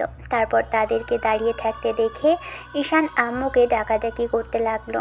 মিনিট খানেক পরে এক ভদ্রমহিলা এগিয়ে এসে সাজসজ্জল চেহারা নিয়ে ওদের সামনে দাঁড়ালো, কিন্তু ওনার হাসিটা উড়ে গেল পাশে দাঁড়িয়ে থাকা মেয়েটাকে দেখে। আম্মু কিছু বলতে যাবে তার আগে ঈশান বলতে লাগলো, আম্মু, ছেলের বউ নিয়ে এসেছি, দেখো তো কেমন হয়েছে। ঈশানের কথাতে আম্মু যেন আকাশ থেকে পড়ল। এবার ঈশান পরীকে উদ্দেশ্য করে বলতে লাগলো, পরি, এটা তোমার শাশুড়ি আম্মু, সালাম করো। মেয়েটা খুঁড়িয়ে খুঁড়িয়ে এগিয়ে এসে যখনই পায়ে হাত দিয়ে সালাম করতে যাবে, আম্মু পা সরিয়ে নিল আর বলতে আরম্ভ করলো, আমার সাথে এসব বিষয় নিয়ে মস্কারি করো না। কাল অবধি বিয়ের কথা বললি, বিয়ে কথা শুনেই নাক সিটকেছো। এখন বলছে এই মেয়ে আমার ছেলের বউ। এসব আমি বিশ্বাস করি না। এই মেয়েটাকে তোমাদের বান্ধবী নিশ্চয়ই কোথা থেকে ধরে আনলে একে। এবার ঈশানের বন্ধুরা আমতা আমতা করতে লাগলো। ঈশান বোঝানোর চেষ্টা করেও যখন বোঝাতে পারলো না, তখন ওর বন্ধুরা যা যা শুনেছে সবটাই বলল। সব শোনার পর আম্মু কেমন যেন বাঁকা চোখে মেয়েটার দিকে তাকিয়ে রইল। আম্মু কোনো কথা বলছে না দেখে ঈশান আম্মুর একটা হাত ধরে বলতে লাগলো, আম্মু, দেখো যেটা হবার হয়ে গেছে। মেয়েটা তো দেখতে ঠিকঠাকই আছে, তাছাড়া ও এরকম একটা পরিস্থিতির মধ্যে পড়েছে। গ্রামে রেখে আসলে ওখানে মানুষ ওকে হাজারটা কথা বলতো। ওকে ওখানে ফেলে আসার হলে কাল রাতেই ফেলে আসতে পারতাম, কিন্তু বিয়ে করার পর ফেলে আসলে ওটা ওর প্রতি অন্যায় করা হবে। ওর এখন সাপোর্টের প্রয়োজন। আমি বুঝতে পারছি তোমার ওকে মানতে কষ্ট হবে, তারপরও আমার মুখের দিকে তাকিয়ে মেনে নাও। আম্মু, আমার ওকে খুব পছন্দ। ঈশানের কথাতে আম্মু অবাক চোখে তাকিয়ে রইল। এরই মাঝখানে ঈশানের বোনটা দৌড়ে এসে দেখলো একটা মেয়ে দাঁড়িয়ে আছে। বিষয়টা জিজ্ঞেস করতেই তখন মেহেদি বলতে লাগলো, এটা তোর ভাবি আপু? মেয়েটা কিছুক্ষণ চুপ করে থেকে দৌড়ে এসে ভাবিকে জাপটে জড়িয়ে ধরল। অবাক হলো পরি, এরকম একটা ননদ পাবে ভাবতেও পারেনি। কিন্তু শাশুড়ি আম্মুকে দেখে মনে হচ্ছে সে একদমই খুশি নয়। তার উপর ছেলের বিয়েটা না জানিয়ে করে ফেলেছে। ঈশান আম্মুকে হাজারবার বোঝানোর চেষ্টা করেও যখন পারল না, উল্টো আম্মু বলতে লাগলো, আমাকে না হয় এসব যেমন তেমন বুঝ দিয়ে বুঝালে, কিন্তু তোমার আব্বু কি মেনে নেবে এই বিয়েটা? কখনোই মানবে না। এই মেয়েকে বাসায় দিয়ে আসো, আর ওর যাবতীয় যত খরচ আছে সব আমরা দিব, কিন্তু এসব বিষয়ে আমি মানতে পারবো না। ঈশান অবাক হলো, আম্মুর দিকে তাকিয়ে থেকে বলতে লাগলো, তোমার কি মাথা খারাপ হয়ে গেছে আম্মু? আজ সকালে পরীর সাথে আমার বিয়ে হয়েছে, আমি ওকে বউ হিসেবে মেনে নিয়েছি। তোমাদের অসুবিধা থাকলে তোমরা ওর সাথে কথা বলো না, তবে আজ বাদে কাল দেখবে ও ঠিকই তোমাদের সাথে মিশে গেছে। আমি বুঝতে পারছি ওর সমস্যা এটাই, ও একটা অনাথ মেয়ে। তার ওপর ওর ফ্যামিলির ব্যাকগ্রাউন্ড বলতে তেমন কিছুই নেই, গরিব ঘরের মেয়ে বলেই তো মানতে পারছো না, তাই না? এরই মাঝখানে পরি আবারও ফুপিয়ে কেঁদে উঠল। সুইটি এখনও ভাবিকে জড়িয়ে ধরে রেখেছে। কাঁদতে বারণ করলেও মেয়েটা আম্মুকে উদ্দেশ্য করে বলতে লাগলো, ম্যাডাম আমি চলে যাব, আমি আপনাদের ঘাড়ে পৌঁছাবো না। আমি ওনাকে বারণ করেছিলাম আমাকে এখানে নিয়ে না আসতে। আপনারা টেনশন করবেন না, আমি চলে যাব। আমার জন্য আপনাদের কোনো কথা শুনতে হবে না। আমি আসলে অপায়, সবাই ঠিকই বলে ছোটোবেলাতে বাবা মা মরে গেল, আর এখন যাকে বিয়ে করলাম তাকেও এত বড় বিপদে ফেলেছি। আমি আপনাকে বারবার বলেছিলাম আমাকে রেখে আসুন। পরি, কী সব আজে বাজে কথা বলছো? তোমাকে বলেছি না কথা বলবে না, চুপ করে থাকো। আপনি বুঝতে পারছেন না, আমি এখানে থাকলে আপনার হাজারটা কথা শুনতে হবে। আপনার আব্বু আম্মু আপনার উপরে রাগ করে থাকবে। আমি চাই না আমার জন্য কারোর সম্পর্ক খারাপ হোক। আপনি বরং এক কাজ করুন, চাচার কাছে আমাকে রেখে আসুন। ওরা না হয় আমাকে দেখে রাখবে, তারপর যখন সময় হবে আপনারা ব্যবস্থা করবেন ডিভোর্সের, আমি সাইন করে দেবো। একটা থাপ্পড় মারবো ইডিয়েট। আজ বিয়ে হতে পারেনি আর কালই ডিভোর্সের কথা বলছো? সেটা প্রয়োজন হলে আমি বলতে পারতাম না? পরি কাঁদতে লাগলো। এবার ঈশানের বোন ওকে বারবার থামানোর চেষ্টা করতে লাগলো। আম্মু যখন মানতে নারাজ, তখন ঈশান জোর করে আম্মুকে নিয়ে একটা জায়গায় বসালো। তারপর পায়ের কাছে বসে আম্মুর পাগুলো জড়িয়ে ধরতে গেলে আম্মু পা সরিয়ে নিল আর নিজেও কেঁদে ফেললো। আমার বউয়ের জন্য তোমাদের কোনো অসুবিধা হবে না, ঠিক আছে?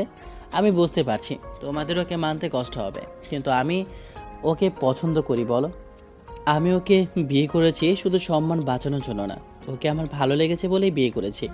আর এমন একটা ভদ্রসভ্য মেয়েকে বউ হিসেবে কে না পেতে চায় বলো? তুমি কি চাইবে তোমার ছেলে এমন মেয়েকে বিয়ে করুক যে তোমাকে সম্মানই করতে জানে না, যে বাসায় এসে রান্না করে খাওয়ানো তো দূরে থাক, মডার্ন মেয়ের মতো এসব আজে বাজে পোশাক পরে বেড়াবে আর বাইরে গিয়ে মান সম্মান টোপাবে?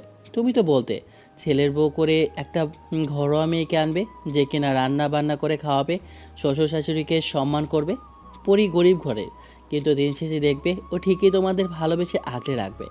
আম্মু, আমি কথা দিয়েছি আমার বউয়ের জন্য তোমাদের কোনো সমস্যা হবে না। সবার আগে তোমার আব্বুর সাথে কথা বলো। তোমার আব্বু যদি মানে, আমি এসব বিষয় নিয়ে ভেবে দেখব। আম্মু রুমের দিকে চলে যেতেই ঈশান একটা দীর্ঘ নিঃশ্বাস ফেললো। মেয়েটার কাছে আসতেই মেয়েটা আজে বাজে সব কথা বলতে লাগলো। ঈশান ওর বোনকে ছাড়িয়ে নিয়ে তারপর হঠাৎ করে পরীকে কোলে তুলে নিল। তারপর বন্ধুদের উদ্দেশ্য করে বলতে লাগলো। বন্ধুরা সবাই চলে যেতেই ঈশান বউটাকে কোলে করে রুমে এনে বেডে বসিয়ে দিল। মেয়েটা ফুপিয়ে উঠছে এখনও। ঈশান বোনকে উদ্দেশ্য করে বলতে লাগলো।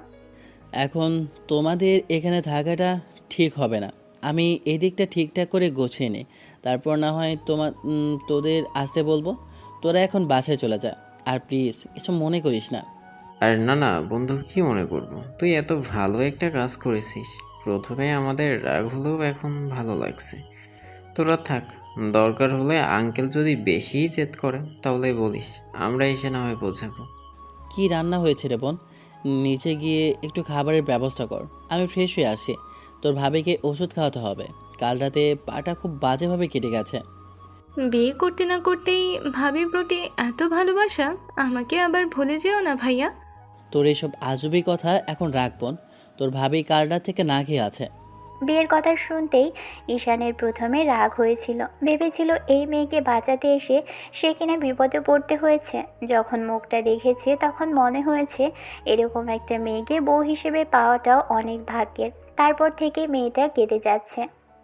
তার উপর যখন ওর অসহায়ত্বের কথা শুনলো, তখন মনে হয়েছে একে ফেলে আসাটা অন্যায় হবে, এর সাথে অনেক বড় অপরাধ করা হবে। এই মেয়েটাকে যখন বাসার সবার মতো যদি অবহেলা করে তাহলে ওর কোথায় গিয়ে ঠাঁই হবে? বিষয়টা ভেবেই ঈশানা চুপ করে থাকতে পারেনি। মানিয়ে নিতে হয়তো সময় লাগবে, কিন্তু সেই সময় ঈশান অপেক্ষা করতে পারবে। ছেলেটা ফ্রেশ হয়ে আসলো, একটু বাদে মেয়েটাও ফ্রেশ করিয়ে এনে বেডে বসিয়ে দিল। একটু বাদে সুইটি খাবার নিয়ে আসতেই ঈশান নিজের হাতে খাবার মেখে মেয়েটার মুখের সামনে ধরলে মেয়েটা অসহায়ভাবে তাকিয়ে রইল।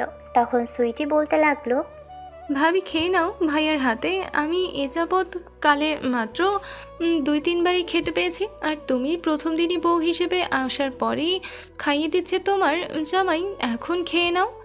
পরি খাচ্ছিল না। ঈশানকে একটা জোরে সোরে ধমক দিতেই মেয়েটা আবারও ফ্যাচ ফ্যাচ করে কাঁদতে লাগলো আর খেতে লাগলো। পরীকে খাওয়ানো শেষ করে মেডিসিন খাইয়ে দিল। তারপর একটু পর নিজেও গিয়ে খেয়ে আসলো। সারাদিন মেয়েটার আশেপাশেই ঘুরঘুর করলো ঈশান, শুয়ে বসে কাটলো মেয়েটার যত সব আজে বাজে কথা। ও এখান থেকে চলে যাবে, ডিভোর্স দিয়ে দিবে। ঈশান যতবারই রাগি চোখে তাকিয়েছে ততবার মেয়েটা চোখ বন্ধ করে নিয়েছে। হয়তো ওর রাগটাকে ভয় পেয়েছে। যাই হোক, রাতে যখন আপু আসলো তখন ঈশান ভাবলো আপুকে সবটা বলা দরকার, কিন্তু আব্বু তার আগেই সবটা শুনতে পেয়েছে। তারপর খাওয়া দাওয়া শেষ হতেই ঈশান খাবার নিয়ে এসে যখন মেয়েটাকে খাওয়ানো শেষ করলো তখনই আব্বু ওদের রুমে আসলো। আম্মু পিছন পিছন আসলো। আব্বুকে দেখে ঈশান ইশারায় পরীকে উঠে বসতে বললেই মেয়েটা উঠে বসলো। তারপর তাড়াহুড়ো করে মাথায় ঘোমটা টেনে দিয়ে পায়ে হাত দিয়ে সালাম করলো। আব্বু কোনো কথা বলল না, চুপ করে রইল। মেয়েটা দূরে দাঁড়িয়ে রইল। তখন ঈশান আব্বুর এরকম গভীর চাহনি আর এরকম রাগী চেহারা দেখে বুঝতে পারল ভদ্রলোক এবার রাগ করে থাকবে। বিষয়টা ভেবেই ঈশান এগিয়ে আসলো। তারপর গালটা আব্বুর দিকে এগিয়ে দিয়ে বলতে লাগলো। নাও, এবার আম্মুর মতো তুমিও জেদ করে থাকো। একজনকে পছন্দ করে বিয়ে করেছি, সেটাও যদি আমার অন্যায় হয়ে থাকে তাহলে শাস্তি দাও। ছোটবেলা থেকে তোমরা যেটা চেয়েছো, যেটা সেটাই হয়েছে। আমি কি পড়বো, কোথায় যাব, কি করব, কোন দেশে গিয়ে পড়বো, পড়ালেখা কি বিষয় নিয়ে করব, সবটা তোমরা করেছো। এখন যাকে পছন্দ করি তাকে বিয়ে করেছি, এইটাও কি আমার অন্যায় হয়েছে? ঠিক আছে, আমি কথা দিচ্ছি, আমি এখান থেকে চলে যাব। পরি একটু সুস্থ হোক। তোমাদের যদি এতই অসুবিধা হয়, ছেলের বউ গ্রামের একটা মেয়ে, সেটা সবার সামনে বলতে, তাহলে আমি চলে যাব। তোমরা আমাকে ত্যায্যপুত্র করে দিও। আমার টাকা পয়সা কিছুই চাই না আব্বু। আর যদি রাগ হয়ে থাকে তাহলে সেটা আমার ওপর দেখাও। ওকে একটাও কথা বলো না প্লিজ। আব্বু কোনো কথা বলছে না, একবার মেয়েটার দিকে একবার ছেলের দিকে তাকাচ্ছে। পরি এখনও ভয়ে মাথা নিচু করে আছে। ঈশান আব্বুকে রিকোয়েস্ট করলো সবটা মেনে নেওয়ার জন্য, কিন্তু ভদ্রলোক যে মানতে পারছে না, তার জন্য সময় লাগবে। ঈশান আর দীর্ঘশ্বাস ফেলতেই আব্বু আম্মু বাহিরে বেরিয়ে গেল। এতদূর জার্নি করে এসে ছেলে সম্পর্কে এরকম একটা কথা শোনার পর এরকম বিষয়টা দেখে উনি রাগ করতে পারলেন না। এত সুন্দর একটা পুত্রবধূ দেখে হয়তো রাগ করতে পারেনি। ঈশান এসে পরীর পাশে বসে রইল। পরী ঈশানকে টেনশন করতে দেখে বলতে লাগলো। সব আমার জন্যই হলো। আমি আপনাকে বারবার করে বললাম আমি বাসায় চলে যাই, আর আপনি আমাকে একটু দিয়ে আসুন। এখন আপনার আব্বু আম্মু আপনার সাথে কথা বলবে না। আমার কি জন্য যে আপনার সাথে দেখা হয়েছিল। পরি, এই মুহূর্তে আমার অনেক টেনশন হচ্ছে। তুমি এইসব কথা বলে আমার টেনশনটাকে আরও বাড়িও না। মানুষ বিয়ে করে মানসিক শান্তি পাওয়ার জন্য, বউ যেন তার শান্তির জায়গা হয় সেটার জন্য। আর তুমি এইসব কথা বলে আমার টেনশনটাকে বাড়িয়ে দিচ্ছ।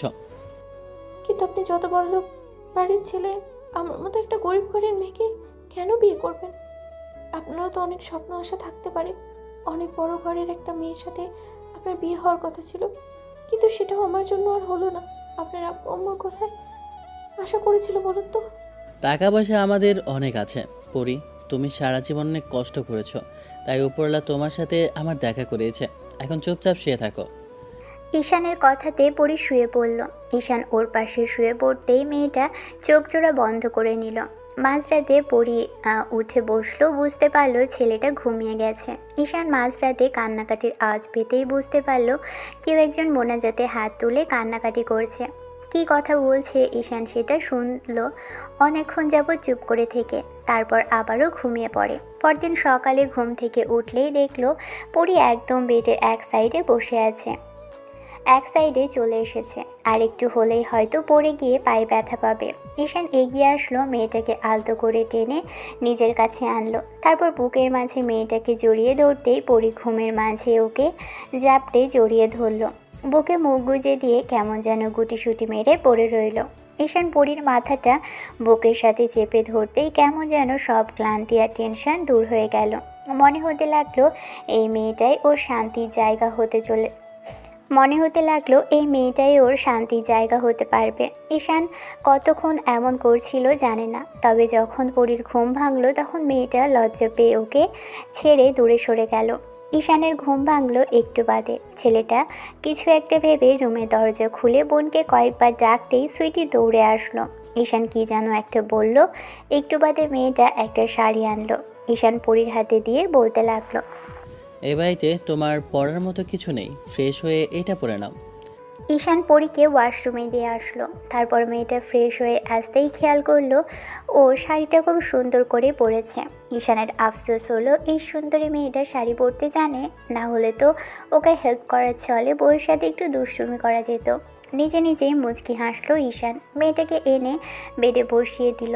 তারপর অনেকক্ষণ যাবৎ অনেক কথাই বলল। পরি শুধু মাথা নিচু করে শুনল। ঈশান তখন ওর থুতনি ধরে উঁচু করে বলতে লাগলো, এই যে ম্যাডাম, পাকনামি করে নিচে যাওয়ার চেষ্টা করবেন না। পায়ে এখনও ব্যথা আছে, বেডেই শুয়ে থাকবেন।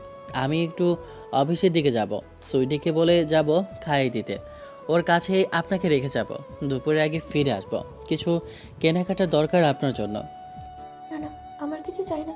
তা আপনি কোথাও যাবেন না প্লিজ? সেটা বলে তো হবে না, তোমার জন্য কেনাকাটা না করলে আমাকে অফিসে যেতে হবে। আমি তোমাকে খাইয়ে রেখে যাব, ভয় নেই। সবাই তোমার উপর রাগ করে থাকলেও তোমার ননদ দেখো তোমাকে পছন্দ করে, শাড়ির কথা বলতে তার নিজের পরা শাড়িটা এনে দিল। ঈশান পরীকে ব্রেকফাস্ট করিয়ে তারপর নিজে অফিসে চলে গেল। অফিসে চলে যাওয়ার পর মনে হতে লাগলো এখন মেয়েটার কাছে একটা ফোন থাকলে অন্তত একটু ফোন করে জিজ্ঞেস করা যেত কী করছে। ঈশান অনেক কষ্টে 12টা অবধি অফিসে কাটালো। তারপর শপিং মলে গিয়ে পরীর জন্য কিছু থ্রি পিস আর শাড়ি নিল। ও যেগুলো পরতে কমফোর্ট ফিল করবে সেই টাইপের কিছু বোরখা নিয়ে আসলো। আসার সময় মনে হলো মেয়েটার একটা ফোন নেই। শপিং মল থেকে একটা ফোন নিয়ে তারপর বাসার উদ্দেশ্যে আসলো। বাসায় এসে কলিং বেল দিল। ঈশান আগে থেকেই ফোন করেছিল বলে বোন দাঁড়িয়ে আছে দরজা খোলার জন্য। আম্মু রেগে আছে, 1000বার কলিং বেল দিলেও দরজা খুলবে না, তাই বোনকেই ফোন করেছিল। ঈশান বোনের হাতে একটা চকলেটের প্যাকেট ধরিয়ে দিতেই বোনটা খুশি হয়ে রুমের দিকে চলে গেল। ঈশানের হাতে এত শপিং ব্যাগ দেখে বোনটা ওকে খোঁচা দিতে চেয়েছিল, তবে ঈশান রাগি চোখে তাকাতেই বোনটা সুরসুর করে বেরিয়ে গেল। রুমে আসতেই দেখলো মেয়েটা আনমনে কিছু একটা ভাবছে। এত বেলা অবধি দিয়ে শুয়ে আছে, তবে ঘুমোয়নি। ঈশান এসে বেডের উপর ব্যাগগুলো রাখতেই মেয়েটা ধরফরিয়ে উঠে বসলো। তারপর সব কিছু বের করে ওর সামনে রেখে বলতে লাগলো, দেখো তোমার পছন্দ হয়েছে কিনা। অবশ্য আমার পছন্দটা বরাবরই ভালো হয় না। ছোটবেলা থেকে সব কিছু আব্বু আমি চয়েস করে দিয়েছে, কিন্তু বাইরে যাওয়ার পর থেকে নিজেই পছন্দ করতে হয়েছে। মেয়েটা সব কিছু ফ্যাল করে দেখলো। ঈশান একটা দীর্ঘ নিঃশ্বাস ফেললো। তারপর ফ্রেশ হয়ে এসে ফোনটা বের করে একটা সিম কার্ড ঢুকিয়ে ওর হাতে দিয়ে বলতে লাগলো, নেন ম্যাডাম, আপনার জামাইয়ের নম্বর সেভ করে দিয়েছি। যখন তার ভালোবাসার কথা মনে হবে, ইচ্ছে হবে জামাইয়ের খোঁজ খবর নিতে, তখন না হয় ফোন করে একটু জানাবেন, কেমন? এটা দিয়ে আমি কি করব? আমি তো চালাতে জানি না। চালাতে হবে না, ফোন রিসিভ করতে তো জানেন। তাও না জানলে সুইটি শিখিয়ে দেবে। আমি যতক্ষণ বাড়িতে আছি ততক্ষণ শিখিয়ে দেব। এসবের কিন্তু কোনো দরকার ছিল না। আপনারা আব্বু আম্মু পড়ি, আরেকবার যদি এইসব কথা মুখে আনো না, তাহলে আমার দিকে খারাপ কিন্তু আর কেউ হবে না, বলে রাখলাম। মেয়েটা চুপ করে রইল। ঈশান ওকে ওয়াশরুমে দিয়ে আসলো। মেয়েটা গোসল করে একটা থ্রি পিস পরে বের হয়েছে। সুন্দর লাগছে খুব, তবে চুলগুলো ভেজা। ঈশান ওকে টেনে এনে বেডে বসিয়ে দিয়ে তারপর তোয়ালে দিয়ে চুলগুলো মুছে দিতে লাগলো। পরি অবাক হলো ছেলেটার এত দিকে খেয়াল, সেটা ভেবেই। তারপর খাবার খাইয়ে দিয়ে প্রতিদিনের মতো আবারও কথা বলতে লাগলো। সুইটি আসতেই তিনজনে মিলে অনেকক্ষণ গল্প করলো। এক পর্যায়ে সুইটি ওদের উদ্দেশ্য করে বলল, ভাইয়া বসে থেকে ভালো লাগছে না, চলো তিনজন লুডো খেলি। ঈশান একটু হাসলো। তারপর তিনজন লুডো খেললো। এমন করেই কাটলো পুরো একটা সপ্তাহ। একটা সপ্তাহে ঈশানের আম্মু তেমন করে পরীর সাথে কথা বলেনি। তবে দুপুরে যখন ঈশান বাসায় এসেছে, মেয়েটাকে এনে খাবার টেবিলে বসালে খেয়াল করেছে ভদ্রমহিলা চুপচাপ গম্ভীরভাবে খেয়ে উঠে যেত। পরীর এসব কিছু দেখার পর বারবার মনে হয়েছে এর জন্য ঈশানের সাথে আম্মু কথা বলে না। পরী ঈশানের ছোটোবেলার সব খোঁজ খবর বোনের থেকে জেনে নিয়েছে। ঈশান কি পছন্দ করে না করে সবই জেনেছে কয়েকটা দিনেই। 7 দিনে পায়ের ব্যথা অনেকটা শুকিয়ে গেছে। ব্যান্ডেজটা কাটা হয়নি, তবে ডক্টর বলেছে কিছুদিন বাদেই কেটে দিবে। ঈশান অফিসে গিয়ে মেয়েটাকে ফোন করে জিজ্ঞেস করে কখন কি করছে না করছে। পরি চুপ করে থাকে দেখে ঈশান বিরক্ত নিয়ে কেটে দেয়। পরি ভাবে হয়তোবা ঈশান ওর উপর রেগে যায়। 7ম দিনের মাথায় সেদিন পরি রুমে বসেছিল। সুইটি আজকে সকালে কলেজে গেছে, তাই আর মেয়েটার সাথে তেমন করে কথা হয়নি। এরই মাঝখানে ঈশান দুপুরে কল করে বলল ও একটু শহরের বাইরের দিকে এসেছে, তাই একা একা যেন খেয়ে নেয়, আর না হলে কাজের লোকটাকে ফোন করে দিবে, সে এসে খাবার দিয়ে যাবে। পুরী রুমে বসেছিল, তখনই কাজের লোকটা এসে ওকে উদ্দেশ্য করে বলতে লাগলো। পরি তাড়াহুড়ো করে উঠল, তারপর দ্রুত পায়ে হেঁটে বেরিয়ে গেল। এখনও খুঁড়ে খুঁড়ে হাঁটে মেয়েটা। তারপর আম্মুর রুমের সামনে এসে দেখলো ভদ্রমহিলা চুপচাপ শুয়ে আছে। ও এবার বেশ খানিকটা ভয় নিয়েই রুমে ঢুকলো। কয়েকবার ম্যাডাম বলে ডাকলেও আম্মু সাড়া দিল না। তারপর একটু সময় কাজের লোকটাকে উদ্দেশ্য করে বলতে লাগলো, বৌমণি, বলছিলাম কি যে ম্যাডামের মাথা ব্যথা করছে, আপনি কি একটু যাবেন ওনার রুমে? বলছিলাম কি চাচা, কোনো ব্যথার মালিশ করার জন্য তেল কিংবা মলম হবে বাসাতে? হ্যাঁ হ্যাঁ হবে, অনেক কিছুই আছে, আমি এক্ষুনি আনছি বৌমণি। কাজের লোকটা মিনিট 2 পরে ফিরে আসতেই পরি আম্মুর মাথার কাছে বসে পড়ল। তারপর মলম লাগিয়ে দিল, তারপর চুলে তেলটা দিয়ে দিল। একটু বাদে আম্মু চোখ খুললে বুঝতে পারলো কেউ একজন মাথা ম্যাসেজ করে দিচ্ছে। পরি বুঝতে পারেনি, তবে ভদ্রমহিলা বুঝতে পেরেছে মাথা ব্যথাটা অনেকটাই কমে গেছে। এবার কিছুক্ষণ বাদে যখন ভদ্রমহিলা নড়ে চড়ে উঠল, পরি ভয় পেয়ে উঠে দাঁড়ালো আর আমতা আমতা করে বলতে লাগলো, আসলে না মানে ম্যাডাম বলেছিল আমি অনুমতি না নিয়ে আপনার রুমে এসেছি। করিম চাচা বললে আপনার মাথা ব্যথা করছে, বাসায় কেউ নেই, সেই জন্য এসেছিলাম। মাফ করবেন, আপনার অনুমতি নেইনি। আম্মু উঠে বসলো, কেমন করে যেন মেয়েটার দিকে তাকালো। মেয়েটা অসহায়ভাবে মাটির দিকে তাকিয়ে আছে। আম্মু একটা দীর্ঘ নিঃশ্বাস ফেলে বলল, আমার মাথা ব্যথা সেরে গেছে। যাক, বাঁচা গেল। আমি তো ভাইজানকে কল করতে চাচ্ছিলাম, আর আপামনি কেউ কল করে ডেকে নিতাম, আর ডক্টরও কল করতে চেয়েছিলাম। ওসব কিছু দরকার নেই করিম, তুমি চাও তোমাদের বৌমণি এখানেই থাকুক। মেয়েটা সেখানেই দাঁড়িয়ে রইল। আম্মু ওকে ইশারা করে কাছে ডাকতেই মেয়েটা গিয়ে সামনে বসে রইল। আম্মু ওকে বসতে বললে মেয়েটা পাশেই বসলো না, তবে নিচে বসতে গেলে আম্মু একটা ধমক দিতেই মেয়েটা চুপচাপ দাঁড়িয়ে রইল। পড়ালেখা কিছু করেছো? আর কাজ বাজ কিছু করতে পারো বাসার? পরি মাথা নেড়ে হ্যাঁ সুযোগ উত্তর দিল। পরি এসএসসি পরীক্ষা দিয়েছিল। এসএসসি পরীক্ষাটা দিতে পেরেছিলাম, আর রান্নাবান্না বাসার যাবতীয় কাজ করতে পারি ম্যাডাম। নিচে বসতে যাচ্ছিলে কেন? বেডে বসো। পরি বসে পড়ল আম্মু থেকে একটু দূরে। তারপর একটা সময় মনে হতে লাগলো ভদ্রমহিলার চোখ লাল হয়ে আছে। ম্যাডাম আপনার কি কোনো খারাপ লাগছে? তাহলে আমি একটু চা করে দিই, গেলে আপনার ভালো লাগবে। আম্মু কেমন করে যেন তাকালো, তারপর শুধু হ্যাঁ শব্দটা করতেই পরি তাড়াহুড়ো করে বেরিয়ে গেল। আম্মু স্পষ্ট খেয়াল করলো মেয়েটা খুঁড়িয়ে খুঁড়িয়ে হাঁটছে। তারপরও সামান্য কথাতেই কেমন দৌড়ে চলে গেল। তাহলে কি ঈশান ঠিকই বলেছিল মেয়েটা ওদের সাথে মানিয়ে নিতে পারবে? পরি মিনিট 10 পরেই 1 কাপ চা নিয়ে আসলো। ভদ্রমহিলাকে দিতেই তিনি চুমুক দিয়ে বুঝতে পারলেন অসাধারণ হয়েছে চাটা। সারাদিন পরি আম্মুর পাশেই বসে রইল। বিকেল হতেই যখন ঈশান ফোন করলো, তখন সুইটি ফোনটা এনে ভাবির কাছে দিতেই পরি ফোন রিসিভ করে। তারপর মনে হলো যে আম্মু পাশে, তাই বলতে লাগলো পরে কথা বলবে। তখন আম্মু বলতে লাগলো, এত লজ্জা পেতে হবে না, স্বামী কল করেছে, শোনো কি বলে। পরি রিসিভ করে ফোনটা কানে নিয়ে সালাম দিতে ঈশান ধমক দিল। পরি খানিকটা অসহায় কণ্ঠে বলতে লাগলো, আমি রুমে ছিলাম না, আসলে আম্মু শরীর খারাপ করছে, তাই এখানে আসছিলাম। জানতাম না কি যে আপনি ফোন করবেন। পরি সবটা বলতেই ঈশান বলল বাসায় আসতে। পরি ফোনটা বেডের পাশে রেখে আম্মুর পাশে বসে রইল। তখন আম্মু বলতে আরম্ভ করলো, আজকে তোমার পরীক্ষা, যাও রান্না বাড়া করো। জানি তোমার পায়ে ব্যথা, তারপরও করতে হবে। তোমার শ্বশুর অনেক রেগে আছে, ছেলে না জানিয়ে বিয়ে করেছে, তারপর আবার হুটহাট করে বিয়ে করে বাসায় নিয়ে এসেছে। এখন গিয়ে রাতের রান্না করো, তোমার শ্বশুর এসে রাতের রান্না খাবে। সুইটি ওকে নিয়ে যাও, পায়ে ব্যথা, ও হাঁটতে পারছে না, ওকে ধরে নিচে নিয়ে যাও, আর সব কিছু একটু দেখিয়ে দাও।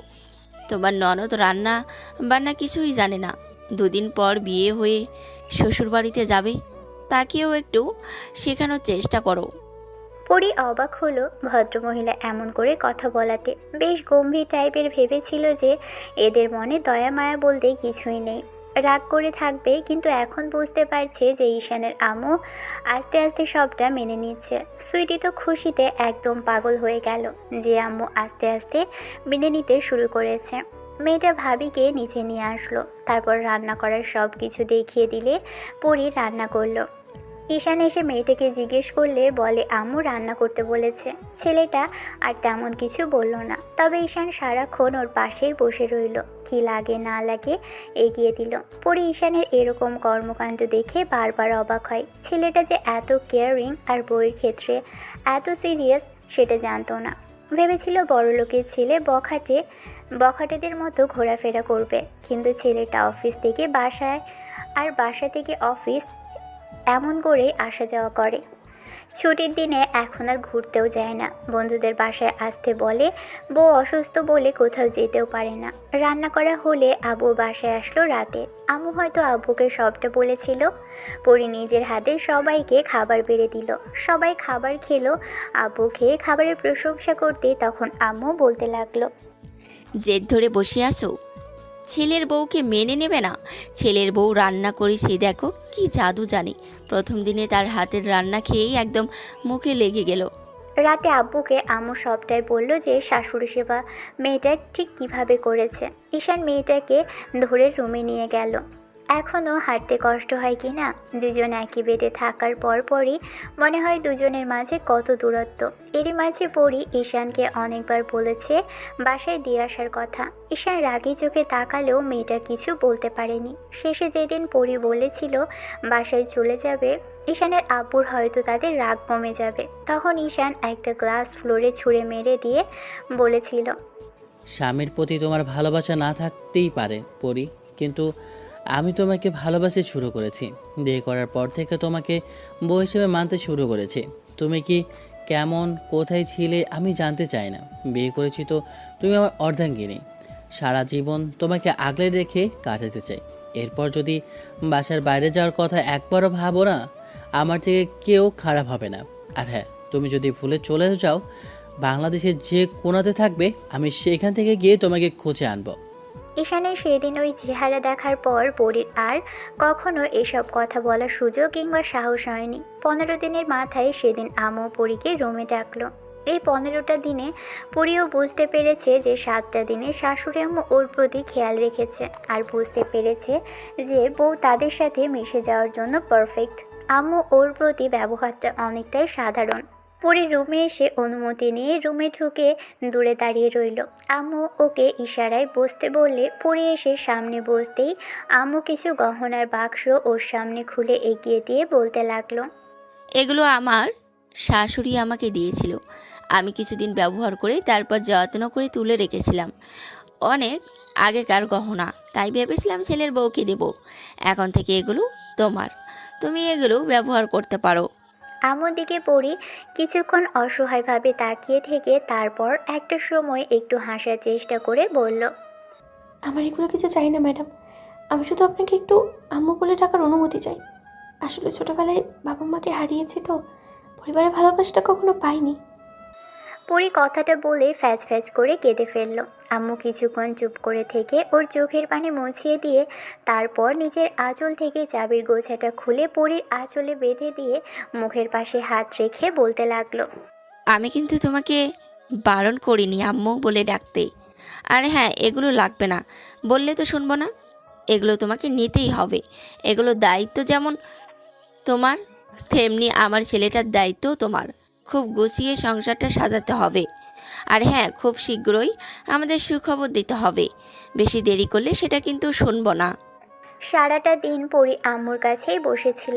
আম্মু পরির মাথায় হাত বুলিয়ে দিয়েছে, পরি শাশুড়ির মাথায় তেল দিয়ে দিল, অনেকক্ষণ মাথায় হাত বুলিয়ে দিল। শাশুড়ি আর বউ একদম মিলেমিশে একাকার হয়ে গেছে পুরো একটা মাস যেতে না যেতে আব্বুর রাগটাও কমে এসেছে। সেদিন যখন রাতে আব্বু ওদের বলল যে একটা রিসেপশনের অনুষ্ঠান করবে, তখন ঈশানের বোঝা হয়ে গেল যে আব্বু আর রাগ করে নেই। আব্বুর কাছে পরি অনুমতি চাইল। আব্বু বলে ডাকার। আব্বু তখন মেয়েটার মাথায় হাত বুলিয়ে দিতেই পরি কেঁদে ফেলল। ফাইনালি ঈশান পরীকে একটা পরিবার দিতে পেরে অনেক বেশি খুশি হলো। পরীর একটা পরিবারের খুবই প্রয়োজন ছিল।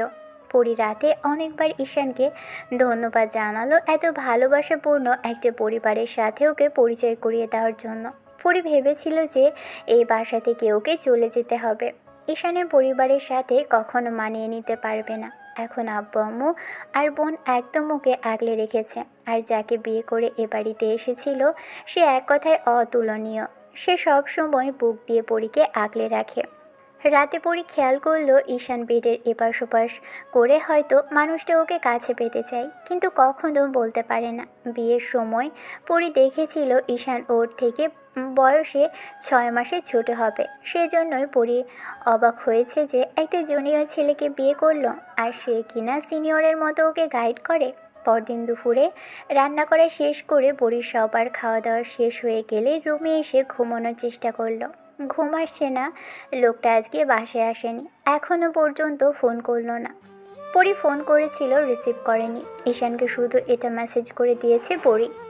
যেখানেই থাকবেন সাবধানে থাকবেন, খুব বিদ্যুৎ চমকাচ্ছে, আর সময় মতো দুপুরের খাবারটা খেয়ে নেবেন। ঈশান মেসেজটা দেখছিল, তারপর যখন বাসায় আসলো খেয়াল করলো মেয়েটা ব্যালকানিতে দাঁড়িয়ে বৃষ্টি বিলাস করছে। ঈশান অনেকটাই ভিজে গিয়েছিল, তাই এসে ফ্রেশ হয়ে তারপর ব্যালকানিতে আসতেই খেয়াল করলো হালকা বাতাসে আর পানি ঝাপটায় বারবার এসে পরির মুখে পড়ছে। মেয়েটাকে পানিটাও এসে ছুঁয়ে দিচ্ছে, তাতেই পরীকে ভীষণ স্নিগ্ধ লাগছে।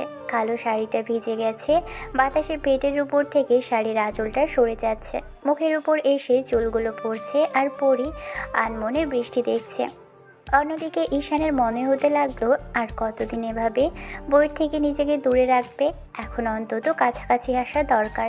কদিন বাদে রিসেপশনের অনুষ্ঠান হয়ে যাবে। আম্মুও বলেছে খুব শীঘ্রই বেবি নিয়ে নিতে। পরীর মুখেই সেটা সেদিন শুনেছিল। মেয়েটা লজ্জা পেলেও বলেছিল। ঈশান এসে আলতো করে পরীর শাড়ি গলিয়ে পেটের উপর দুহাত রেখে তারপর ঘাড়ি আর গলায় ঘষে দিয়ে কানের কাছে আলতো করে চুমু খেয়ে বলল, আমার বউটা কি করতেছে? পরি চমকে গিয়ে ঈশানকে ছাড়িয়ে নিলে, তারপর ছেলেটার দিকে ফিরতেই দেখে পরি লজ্জায় রাঙা হয়ে গেছে। হঠাৎ করে কাছে আসলাম বলে খারাপ লাগলো পরি? একটা মাসেও আমার ভালোবাসাটা তুমি বুঝতে পারোনি। আমি তো হুটহাট করে বিয়ে করলেও তোমাকে ভালোবাসার চেষ্টা করলাম, এত কাছাকাছি থাকি, তারপরে মনে হয় আমাদের মাঝে অনেক বেশি দূরত্ব, তাই কাছে আসতে চেয়েছিলাম। তুমি তো কখনো বলবেও না আর অনুমতি দেবে না, তাই জোর করেই আসলাম, কিন্তু তোমার এত খারাপ লাগবে ভাবিনি। ঈশান মন খারাপ করে রুমের দিকে চলে যেতে গেলে পরি ঈশানের হাতটা ধরে ফেলল। ঈশান ওর দিকে ফিরতেই পরি ওর বুকের উপর আছড়ে পড়ল, তারপর দু হাতে জড়িয়ে ধরল ছেলেটাকে। বুকে মুখ গুজে দিয়ে চুপটি করে রইল। ঈশান দু হাতে মেয়েটাকে জড়িয়ে ধরল, তারপর চুলের ভাঁজে চুমো দিতেই বলতে লাগলো, কি হয়েছে বউটার? আজকে নিজেই জড়িয়ে ধরলো যে? জানি না কি হয়েছে, তবে আমার মনে হয় আপনার ভালোবাসাটা আমার খুব বেশি প্রয়োজন ঈশান। পরীর কথাতে ঈশান অনুমতি পেয়ে ঈশান আর এক মুহূর্ত দেরি করল না, ওর মুখটা বুক থেকে তুলল। পরীর ঠোঁট জোড়া কাঁপছে, ঘন ঘন নিঃশ্বাস নিয়েছে মেয়েটা।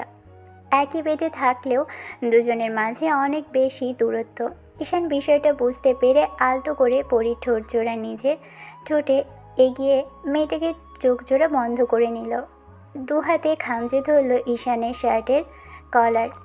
আদর আর ভালোবাসায় মিলেমিশে একাকার হোক দুজনেই। এই বৃষ্টির দিনে দুজনের ভালোবাসাটা গভীর হোক। ভালো থাকুক ভালোবাসা। দেখা হচ্ছে অন্য কোনো দিন অন্য কোনো গল্পে। ততদিন পর্যন্ত সুস্থ থাকবেন, ভালো থাকবেন, আমাদের সাথেই থাকবেন। ধন্যবাদ। আল্লাহ হাফেজ।